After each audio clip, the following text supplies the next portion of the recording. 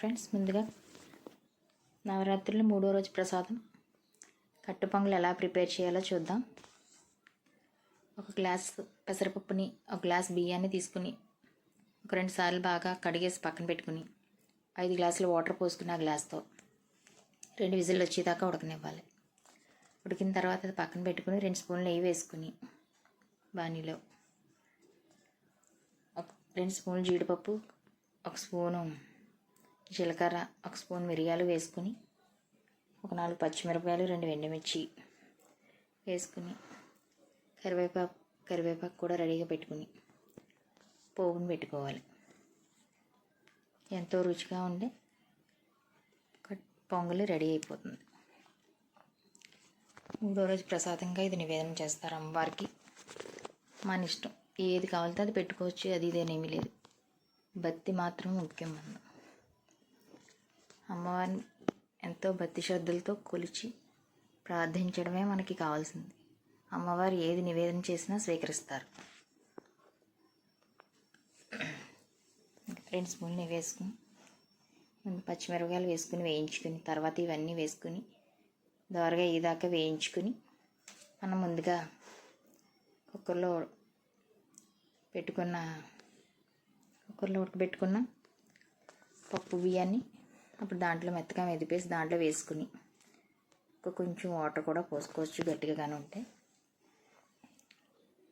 దోరగా వేయిన తర్వాత ఇవన్నీ వేసుకుని దోరగా వేయించేసుకుని, నాకెంతో టైం పట్టలేదు, ఒక 10 మినిట్స్ పట్టింది చేయనందుకు, మొత్తం ప్రిపేర్ చేసుకున్నందుకు. మనం అన్నీ ప్రిపేర్ చేసుకుని పోపు పెట్టేసుకుంటే ఒక 5 మినిట్స్ 10 మినిట్స్లో అయిపోతుంది. ప్రసాదం సింపుల్గా చేసుకుని ఎంతో టేస్టీగా రుచిగా ఉండే పొంగల్ ప్రసాదం రెడీ అయిపోతుంది. పోపులు కూడా వేగిపోయి జీడిపప్పును కూడా దాంట్లో వేసుకున్నాం కదా, కరివేపాకు వేసుకుని ముందుగా టేస్ట్కి సరిపడ్డ సాల్ట్, కావాలంటే ఇంగువ కూడా వేసుకోవచ్చు, నేనైతే వేయలేదు ఇంగువ. మనం ముందుగా రెడీ చేసి పెట్టుకున్న పప్పు బియ్యాన్ని దాంట్లో వేసేసుకుని బాగా కలుపుకొని కొంచెం వాటర్ కూడా పోసుకోవచ్చు. మీకు కావాలనుకుంటే కొంచెం వాటర్ పోసుకోవచ్చు, లేకపోతే అలాగన్నా ఉంచేసుకోవచ్చు, అది మీ ఇష్టం. ఇలా చేసుకుంటే ఎంతో టేస్టీగా ఉండే పొంగల్ రెడీ అయిపోతుంది. మీరు కూడా ట్రై చేసి అమ్మవారికి నివేదన చేసి అమ్మవారి ఆశీస్సులు అందరికీ సంపూర్ణంగా కలగాలని ఆశిస్తూ మీ రత్నం లైఫ్ స్టైల్ కోరుకుంటుంది. Thank you for watching. మీరు ట్రై చేసి మీకు కూడా ఎలా కుదిరిందో మాకు కామెంట్ చేయండి ఫ్రెండ్స్. ఎంతో సింపుల్గా టేస్టీగా ఉండే పొంగలి.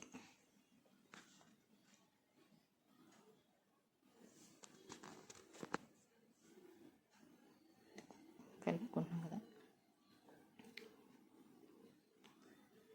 చాలా టేస్టీగా ఉంటుంది. నెయ్యి నూనె కూడా వేసుకోవచ్చు, నేను ఓన్లీ నెయ్యి వేసాను.